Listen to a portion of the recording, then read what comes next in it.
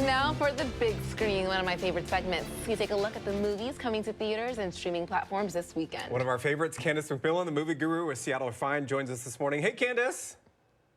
Hey, guys. Happy Friday. Happy Friday. I love the artwork behind you. Thank you. It's my mother-in-law's, actually. Oh, nice. Oh, very nice. All right. So, lots on tap this weekend. Let's start with MaXXXine, and I said that for a reason. The final film in the X trilogy. Yes, I'm so sorry, Tyra. It's another horror film. But this one I've been waiting a long time for. I think a lot of people have. It's the final in the trilogy. X and Pearl came out in 2022. You know, it's got a cult-like following. It's by director Ty West. It's about an adult film star played by Mia Goth who finds fame and fortune in Hollywood until her friends start getting murdered. They need to find the person who's behind it. It's very much in the 80s giallo genre. So it means a lot of over-the-top gore, explicit bodily harm, heads blow up, chopped up body parts. Maybe not for Tyra, definitely for me. I would watch it too, yeah. It does sound like a good storyline. Like the plot sounds good. Interesting, yeah, would like keep you interested. It keeps you interested. There's a lot of, big names in it. The vibe is good. It's very 80s, and I love that. I mean, he really commits to it. So for me, the film does underdeliver a little bit. The storyline is good. It doesn't reach that satisfying climax, but it's okay when you're in it. So I think viewers should take that with a grain of salt. All right, then. And A24 usually does a great job putting their films together. Next on the list, Beverly Hills Cop, Axel F, coming to Netflix. What's all that about? Yep, another 80s retro. We're really, pumping up these remakes or continuation films. This one is, it has an awesome soundtrack. It has Eddie Murphy, who is just a star for a reason. It's a mediocre mystery.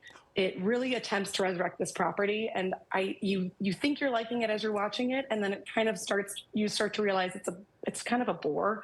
It's just not very fun. The mystery is not big.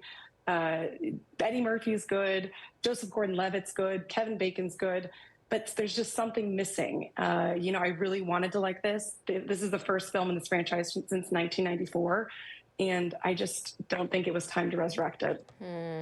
Candace, I was having high hopes about that one because there was a couple of coworkers that actually watched that this week when it came out, and they're like, I really liked it. And I was like, oh, okay, like this sounds good. Like I love Beverly Hills Cop, like great series, but meh.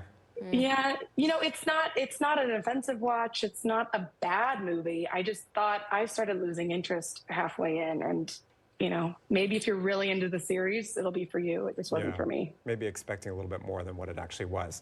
Lastly, we have to talk about the Space Cadet coming to Prime Video. What's that all about? Yes, so I watched this so you don't have to. It is about a bartender who accepts a position in astronaut training camp. Oh. It's very ludicrous. Emma Roberts stars as the lead. She's from Florida and wrestles alligators and somehow manages to get into NASA. It doesn't make much sense. There are hijinks and karaoke sequences and overcomplicated gags. It's not very funny. It's not very romantic, although there is this kind of underlying romance storyline. It's very confusing. There's not much science, not much space accuracy, which I guess you don't expect in these kind of Hallmark-y movies. But it was maybe so bad that it's funny. Maybe have it with a drink. Maybe that would be that would make it better. That's funny. I love Emma Roberts, though. I do too. Funny. She is funny. I know. She's good in it. She really elevates what could be an even worse movie. So there's that at least. And Gabrielle Union, all right. Yeah. Candace, I have a question for you. We give Tyra a bad time every week because you've been plugging some horror movies for a number of weeks now. If you had to think of the best one that maybe she should watch, knowing that horror isn't necessarily her genre, what would you suggest? Like this year or just overall? Just kind of like this year, I think, of some of the newer ones that you've seen. I mean, I think A Quiet Place last week was a, mid-level horror film for her. It wouldn't be too big or too scary. It's got this like emotional, personal. Horror. Just mid-level. I mean, maybe she just, if it's not for you, it's not for you. That's You don't true. need to watch That's horror true. at all. It's on my list. A Quiet Place. I watched one. I think I watched part 1. So why not? Why not? But I would watch all 3 of those actually on this list. Really? Yeah, Okay. I think so. All right. Good little mix. Just cover your eyes for MaXXXine a little bit. There's some very lifelike heads that come rolling out of suitcases. Out of suitcases. Okay. Yeah, with like maybe a little crack there through the. All right, Candace. Thank you. Have a good weekend.